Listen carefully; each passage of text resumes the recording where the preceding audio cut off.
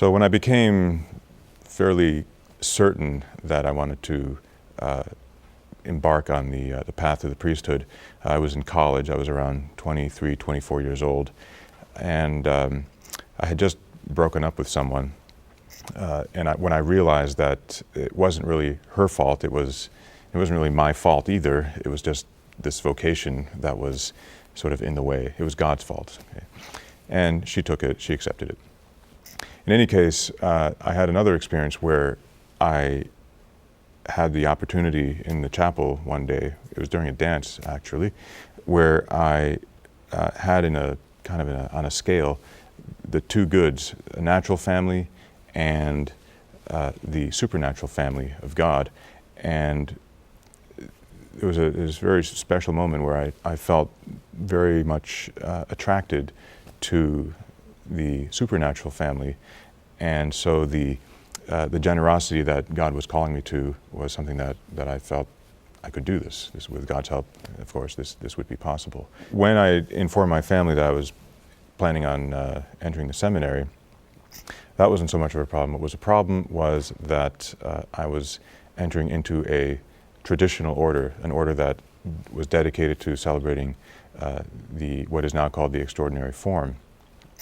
And the reason why they were a little bit concerned about this was that they had grown up with this Mass, but it was what I would call a decadent expression of that Mass. They really didn't know how beautiful, how valuable it was because of the way they experienced it.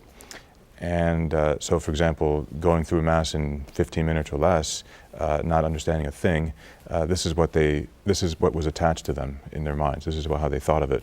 It's sort of like listening to a incredible piece by Bach, let's say, on the organ, but every time you hear it, it's played terribly, so you think it's a terrible piece of music, and you have to hear it the way it was meant to be heard to really appreciate it. So they went to, my dad happened to have an opportunity to talk with a bishop, I forget his name, and the bishop just asked him, well, is this order with the church or isn't it?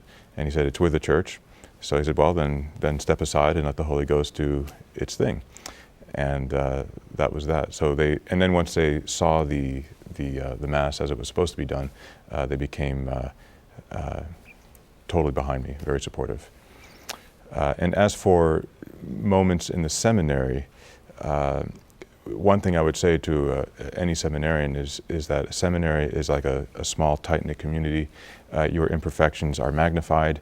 You get rubbed around and smoothed out, hopefully, and you really learn how to live in a community life, which is important if you're going to deal with the faithful. It's very important so that you're not just focused completely on yourself. For information on the priesthood or religious life, log on to www.ewtn.com/religiouslife.